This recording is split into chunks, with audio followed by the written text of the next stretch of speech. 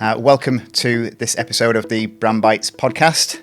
Slightly different agenda and format to the normal one this morning, where I'm your host, Andy Weir. I'm Chief Client Officer at Ride Shotgun, and I'm joined by our new Strategy Director, Stephen Kenwright. So we're going to have a brief conversation around Stephen's background and joining the agency, and perhaps share some stories around growing, fast growth agencies. And then a few thoughts at the end to conclude and finish off with the question from our last guest, who was Lee Morton from Arco. So, moving on, Stephen, welcome. Thank you. If I may really just kind of ask you just to introduce yourself and share a little bit of your background in previous work and what brings you to Ride Shotgun. So I started out an in-house agency for a large facilities management company as a copywriter, basically, and started working quite closely with the search team there. Really enjoyed that, and eventually moved over back to this side of the Pennines, or the Yorkshire side of the Pennines, at least, because we're recording this in Manchester, and went to work for a search specialist. I was right place, right time in that agency because it got acquired about a year after I joined. So I was 33rd employee coming in, and it started growing much more quickly as we started to integrate across the St. Ives group as it was at the time. And I joined the management team really quickly as well, because succession, as often happens in these kind of M&A scenarios. And started working across the whole St. Ives group, or at least digital parts when it came to search. So anything to do with, at the time, predominantly Google, across a lot of design and build work across Amazing Realize, another couple of agencies. I'd be involved in that kind of thing. Got to work on some really cool projects, lots of financial services, Tottenham Hotspur's website, all kinds of interesting stuff. The whole English Football League was a really fun one as well. And After about 6 years there, we merged Branded 3, the agency, into a larger one called Edit at the time, Kin & Carter Edit, and then ultimately into what became Kin & Carter. And just at that time, I was at that age, me and my wife were thinking of starting a family, and I went in-house. Not that in-house is in any way easier or slower or anything like that, but it is at least in one place. So having historically before lockdowns been on the road 4 days a week, in hotels 3 nights a week, I wanted to be in one place, so I joined Pendragon PLC, which is Stratstone, Evans Halshaw, car dealerships, and a couple of other car dealerships as well, and headed up everything digital there. So whole of search again, PR and social and content, but also web design and development for the platforms as well. And shortly after that, decided I really like agency life, actually, and launched my own agency, Rise at 7, in 2019. That grew extremely quickly. About 110 people joined in 2 years.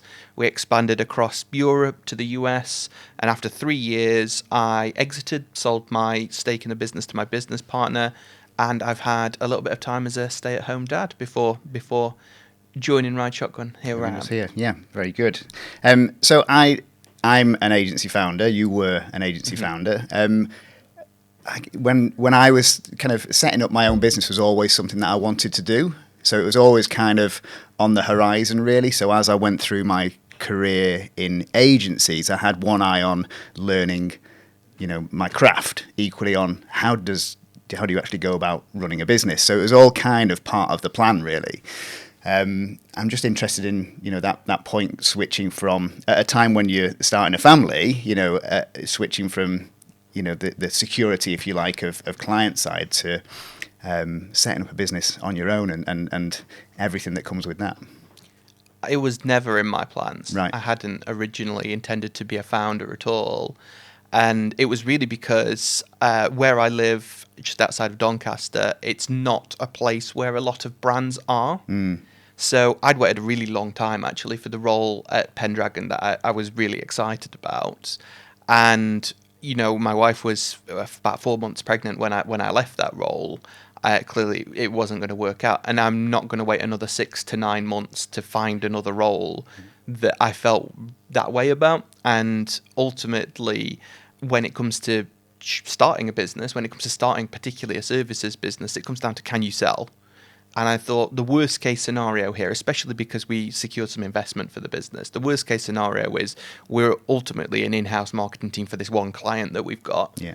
But I feel like we've got an interesting proposition and we can sell. So Yeah. it was actually felt like a really safe choice, but it was a needs must sort of moment. And kind of going from I am because I am exactly the sort of person that should found an agency. That's why I'm terrible at it, because I have absolutely everything in my mind all the time. I never switch off, and I just become a complete workaholic if I have the keys to the whole kingdom. Right, I'm thinking about HR, IT infrastructure, all those things, and everything has to be perfect. And when you are looking at every single facet of a business in that lens, it's exhausting. So, I'm more suited to having an area, a specific goal objective that I can throw everything at, because I want to go deep in that. I want to really focus on that thing. Okay. So when going back to starting the business, being fairly like a not a spontaneous plan, but a fairly kind of, quick decision that you made to do that. What were those initial learnings from being in that kind of client side or agency side employed piece versus being running a business on your own, perhaps in the early days and then perhaps more towards the end of your time there? Well, the idea for the agency's proposition came from being in-house, right? So we ran a pitch process, and being agency side for a long time and being particularly involved in new business and marketing, I felt like I knew who the good agencies were and invited said good agencies to a pitch process. And they were good agencies, but they all said the exact same thing. And it was all a thing that I didn't agree with. And it felt like if I think that way, then there is a gap. Even if 10% of the whole market agrees with me, the market is huge, right? So there's loads of opportunity to go at. So it was never about trying to appeal to everyone. It was trying to appeal very strongly to a small segment of the market. And I think that's something that's kind of carried through my whole career. It's like trying to understand who are we actually trying to reach and what do they need to hear? Not necessarily always what they want to hear, but what's the message that we actually have to get across that's going to make their lives better, make their lives easier, make their jobs more satisfying, So I felt like there was a big opportunity in that sense. And I think because we were able to build the agency very quickly from the ground up, we designed it around that very single-minded proposition and single-minded vision, which made every decision a lot easier. When we are very clearly aimed at this type of person to be our client and this kind of person to be our staff, we feel like we don't have to worry about all the other things. We just need to make sure we're appealing to those people, and you can decide which bits to not do or which bits are just okay being okay. Yeah. Okay. Obviously, we've kind of both have experience over the last 5-6 years of growing businesses to substantial size. Certainly, Ride Shotgun, since we launched in January 22, has grown from what was 50 people at the time to now 200 people. So it feels like a very different business today than it did then, and certainly before that when I ran my own agency, which was circa 25 people. That kind of they're poles apart in many ways. I think that I've learned a lot through that process, and you make mistakes and you kind of see which works and what doesn't work, and you hopefully take those learnings and act and respond quickly to help inform that next step. What would you say the biggest challenges are around kind of high growth agencies or high growth business, if you like? I think you've got different challenges depending on the kind of agency that you are. Because there's a certain area where there is a process, you train people to follow the process, you can hire and onboard people quite quickly to do the thing that they need to do, right? And I think with a business like Ride Shotgun, where we're bringing on board a lot of experienced people who they control the means of production, right? They know what they are doing, and we're employing them to do this job for these clients. It's ultimately about just making sure that the experience for them is good. And that ultimately results in a good client experience as well. The other end of the spectrum, if you like, trying to onboard people who are less experienced, you have to be very deliberate about the things that you bring to them and the things that you don't. Yeah.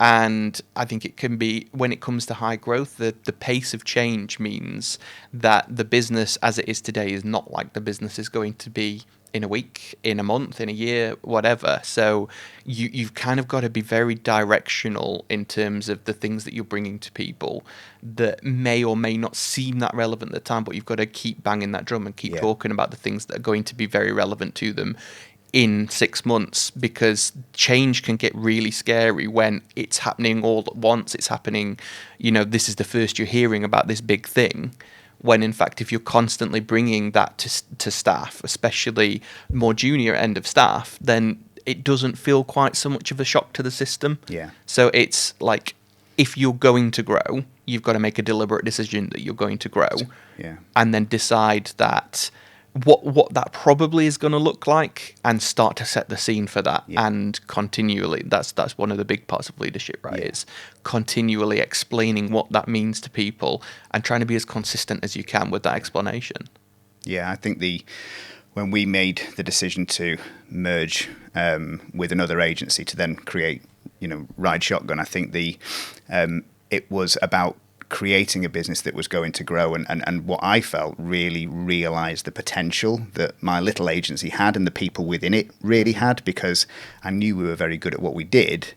It was just really hard breaking out of that sort of size and shape of agency, and I really wanted us to go on and achieve bigger things and the things that we kind of deserved, really. And I think with that growth has created a huge amount of opportunity, and obviously we've acquired a few businesses along the way, and with that we've brought new clients into the mix, and really importantly new levels of experience and expertise. So that proposition that we have across, having those experts every step within our business is really, really important, but only really comes through growth. As you were kind of referring to, when you're a smaller business, people have got to wear lots of different hats. As you become a bigger business, you can have real experts in their field, which is great because it enables people like yourself to really focus on the thing that they're very, very best at.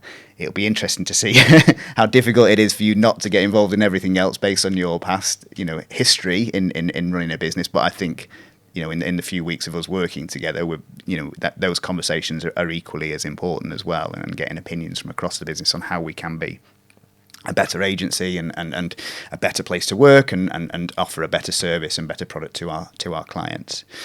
So kind of building on that point around those specialisms and your role and what you know about the industry today, how do you see the future of marketing and content and search, and how that applies to our agency, and how we'll develop our proposition and how we'll develop your side of the business? I think with search specifically is a good starting point, because for most of the early part of my career, search was text links on Google. And you didn't really need to pay that much attention to other search engines, and when you did, you were thinking about Bing, really, and it was another text search engine. And the way that Google has evolved over the last decade and a half that I've been doing this, Google wants to show brands as the results, right? Because if you're a searcher, if you're looking for a solution to a problem, you want to be pretty sure that the solution you've got in front of you is going to solve that problem. And if you're a search engine, you want to make sure that you're serving those users properly. So as time's gone on, search engines have generally started and increased favouring brands. So it's not necessarily so much about what you might have thought SEO and search engine work was a few years ago, where it's like kind of just optimization of a website. It's about building brands. And therefore, if you're going to do search marketing, you have to be interested in brand building, and you have to have the opportunity with the work that you're doing to actually affect it and make a meaningful difference in it, because a blog post here and there is not going to make the difference, whereas content at scale can. And I think that scale is a really interesting development within search as well, because Google is not the only search engine anymore. And when we're thinking about how search is not even how it's going, but how it's gone, You have these specialist search engines, like you don't necessarily go to Google to find a used car, you go to Auto Trader. You don't go to Google to find a flight, you go to Skyscanner. But ultimately, when you're buying products, when you're buying services, you need inspiration. You're going to go to maybe Pinterest or TikTok. You want to explore products, you're going to go to TikTok. Maybe you're going to go to Instagram. And all of these social platforms and what you might think of as social platforms are that, but they're search platforms as well. In some cases, they're predominantly search platforms like YouTube, for example. The reach and scale of these things is enormous, and you just can't ignore them if you're interested in search, because ultimately they are arguably more influential in that journey than Google itself is at this point. Definitely depends on the sector, but if I think about my time in-house working on Evans Halshaw, people are more interested in exploring a car purchase on YouTube and social media than they are on Google. They're not looking for the engine capacity. They're looking at how is it to live with? Can I fit a big bottle in my doorway? Can I get my dog in the boot? Those kind of things that happen on these other search platforms. And so the opportunity as I see it, and the reason that I'm here at Ride Shotgun, is because we can do that content across all of those platforms. We're not just advising a client, you should do something about YouTube and let us know when you have. It's like, actually, we can join that up. We can do those things and prioritize based on what the opportunity really is. And ultimately, it's not kind of just, can we use those platforms to push out messages? It's, can we determine where those platforms feature in the way that people actually want to go and buy something and already do go and buy something. And so this is a hugely exciting opportunity for me to actually be able to not only join that up from a strategic perspective, but also actually activate it and do the content and properly fill in all of the gaps that I think most agencies in the market actually still have those gaps. Yeah, it's a fairly kind of new revelation in many ways that actually building brand across those other content and search platforms is a really important part of building your brand, and it kind of ties into some of those challenges that we identify when we set the business up, really, about kind of recognizing that brands and marketers today have got a whole load of pressure on their budgets, a whole load of pressure on their time, more channels to kind of push content out as than ever before, increasing pressure as far as ROI is concerned, decreasing spend as far as brand is concerned. With that, that challenge that marketers understand that investing in brand pays off long term over your tactical activity, and yet we're being forced down that short term tactical activity route. That view and kind of going, well, actually, we can still build a brand by doing this kind of stuff. Actually, let's treat those channels as different ways to engage with our audiences, show up on those channels in different ways which are relevant to how people are using those channels, and be more meaningful, and whether that's helpful, educational, entertaining, whatever that might be, really is I'm quite excited about how we are joining up those two parts of thinking with the structure and the capabilities that the agency has, because we can quickly create that content as well with the facilities that we've got across the studio. Yeah, absolutely. And I also think, like, when you have a tendency within the marketing press and the kind of content that a lot of agencies push out to have this very binary thinking, right? You've got the channels that drive demand. The TV channel, for example, is a huge driver of demand. And then you've got performance thinking of, we need to mop up that demand. And a lot of these channels, particularly the social channels, actually do both of those things. So when we're looking at opportunities to make budgets go further, these channels are one of the only opportunities really where we could do two things at once. We can target two speed. It's I'm quite excited about how we kind of develop that proposition, which is something that we're spending quite a bit of time on at the moment. So a couple of other things I wanted to just kind of cover off. Really, I'm aware that you've won an awful lot of awards and things in your career so far, which are always the things that that we like to talk about in agency and marketing land. But what would be the things that you're most proud of in your marketing career so far? I'm proud of lots of things. Some of those things are awards, and I think awards matter if you make them matter. As a starting point. So there's lots of talk about clients don't care. Some clients care, some clients don't care, and that's fine. I've had some clients in my career who have engaged me or my agencies and said, one of the main things we want to do here is win an award. I want it on my CV. And actually, they are the most rewarding awards because you're doing it not just because you want to give everyone in the agency a good night out and further the profile and that kind of thing. It's like, I've actually made something happen that my client is going to literally put on their CV and might help them to get their next job and hopefully take us with them, right? So that's a nice thing. And my previous agencies have been very awards focused. My last agency, we spoke about how our purpose really was to be the first search agency to win a Lion at Cannes. And the reason for that is not because we really care about the Lions at Cannes, it's because that was proof that we could come from that industry and compete with the very best in terms of creative. We can take on the creative agencies at their own game. So it was a signifier of what we were trying to achieve. So we were shortlisted for a Clio and we didn't win, and yet that was still one of the most meaningful things because that felt like a step along that journey. And a lot of the time when you are going for awards and you enter an awards and go to the ceremony and you're like, we didn't win, but it was just nice to be in the room. You don't really mean that most of the time. But on a Hollywood red carpet where you're like, here is the creative director of Apple who introduces you to the creative director of university, you're like, this is a different room. Yeah. I'm very happy that I'm here and I'd like to be here again. Thank you very much. So those kind of things have been really meaningful. But ultimately, the most rewarding thing and the things that I'm most proud of in my career is when the people I've worked with come away with a positive experience, good things to say about me.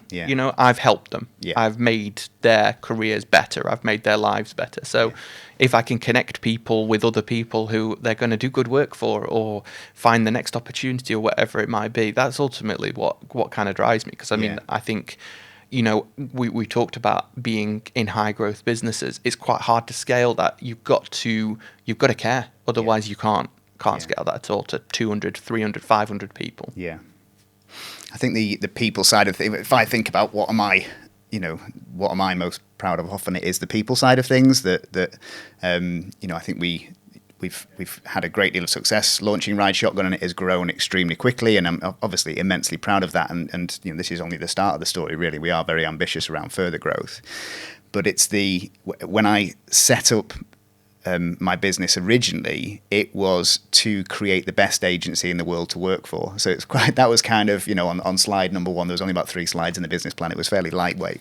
But that was the vision, really. Having come from experiences at previous agencies where I'd seen things done well, but there was an opportunity to do things better, where I'd seen things done really badly, where they didn't put the people first, if you like, or consider the people within the business. So I thought, actually, I'm going to set up a business with this vision.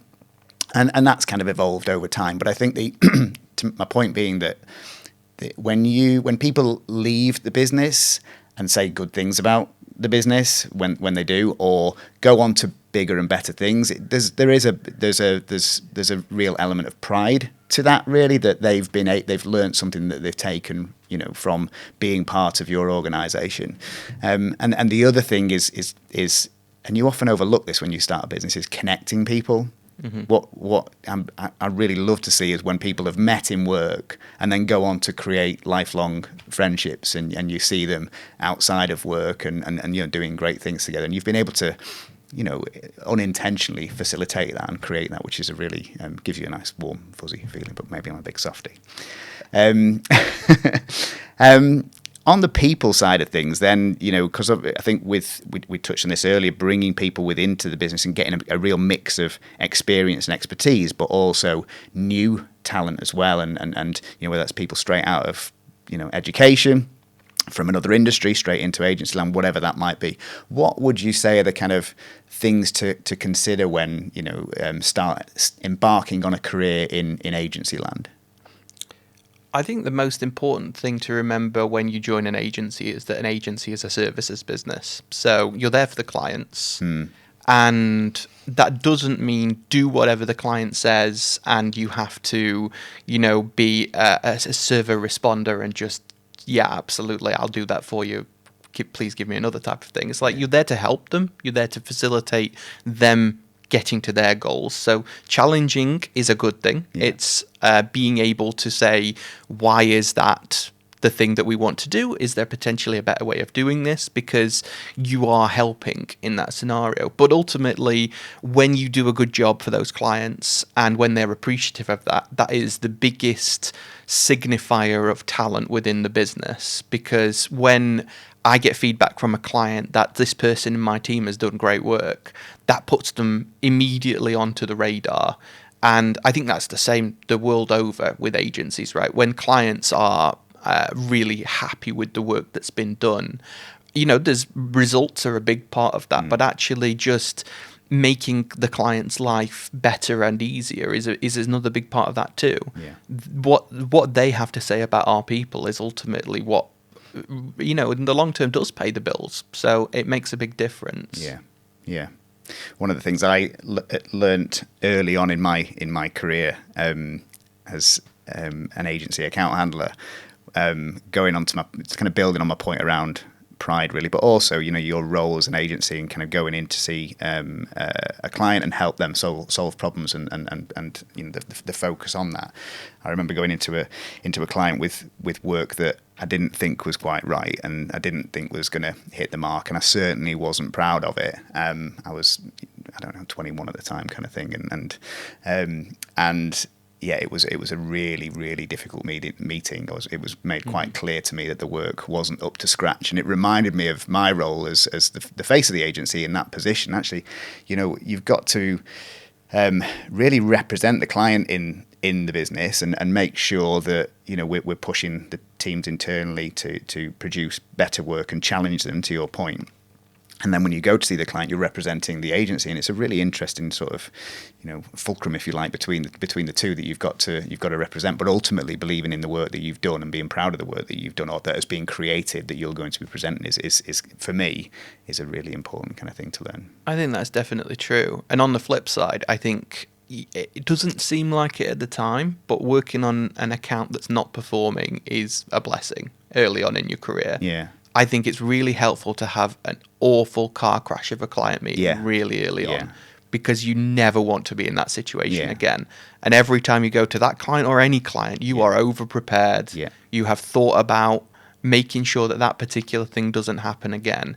If you're always working on things that are going brilliantly and you're working on the best possible brands and the best possible work, and you're just being kind of not carried along for the ride, but you're relying on the team around you, then you don't learn some of the really important skills, which is ultimately trying to make sure that you're not going to be in a situation where you've disappointed a client, and you get to take personal responsibility for that. It's a good thing. Yeah, definitely. Yeah, I've not forgotten that, and that was probably over 25 years ago. But it's exactly that kind of being in those, making those mistakes are the thing that that you can learn from the most. I'm conscious of time. We normally wrap up these podcast conversations with a question from our last guest. Just bear with me. I've got that here. So our last guest was Lee Morton, who's Head of Brand and Proposition Development at Arco, the UK's leading supplier of health and safety. Lee wants to know, Arco is part of a heavily fragmented marketplace with many smaller players. As the market matures, acquisition and mergers are a likely market dynamic. As Stephen's agency and past agency, I should say, and Ride Shotgun has also experienced mergers and acquisition. What are the keys to success and the pitfalls to watch out for? Ultimately, you're dealing with people. That's the major part of an acquisition. I think mergers are a difficult concept when really they are kind of acquisitions. The culture comes from somewhere, and the only way to get around that is to be extremely deliberate about what you're doing. You can signify, as Ride Shotgun has, as Kin and Carter has, that what is being created is something new, and it's not just a bit of this and a bit of that, but a reason for a new entity to exist, or the culture comes from the acquiring party, right? So you ultimately have to be thinking about what is this really going to be like for the people who are coming on board? How are they going to experience this new culture, and ultimately how do they feel about it right now? What are they going to be worried about, and what are they going to be excited about? And you want to dial down the worry and amplify the excitement, right? So it's ultimately like any purchase. It's being really consistent with the communication, and it's thinking about how are you going to make sure that this is not just perceived as a good thing for those people, but actually is a good thing for those people, because there's a reason for a merger or an acquisition to happen. And it's contrary to, I think, general perception. It's not just money, it's actually the opportunity. It's the ability to do something that we couldn't do before. Yeah. And getting that story right and getting that story across, it ultimately comes down to being very deliberate about how you want to tell that, and just being prepared, thinking about it in advance, and thinking about where is this going to lead to. Yeah. I think being prepared, having that kind of that long-term view, so it enables and making it clear to everybody, so it helps inform all the decision making is really important. I think you mentioned, in fact, they were all C's that you mentioned. Then it was culture, which I think is something that I've learned a lot of over the past 2 to 3 years in bringing businesses together, and at one time having a view that actually there should be one culture across the agency, where now I'm very clear that actually what we should be doing is kind of celebrating the individual cultures that each office has and brings and kind of and don't force them to change, but see how that can complement and fit next to each other. I think communication and collaboration are really important. I think when you're building a high growth business and bringing new businesses in, conscious communication is really, really important, because you often think when you're in a room of 20 people, it's like, well, everybody knows that, don't they? So it turns out that, when you're in multiple rooms with 200 people, most people don't know what each other is doing. So that conscious communication is key.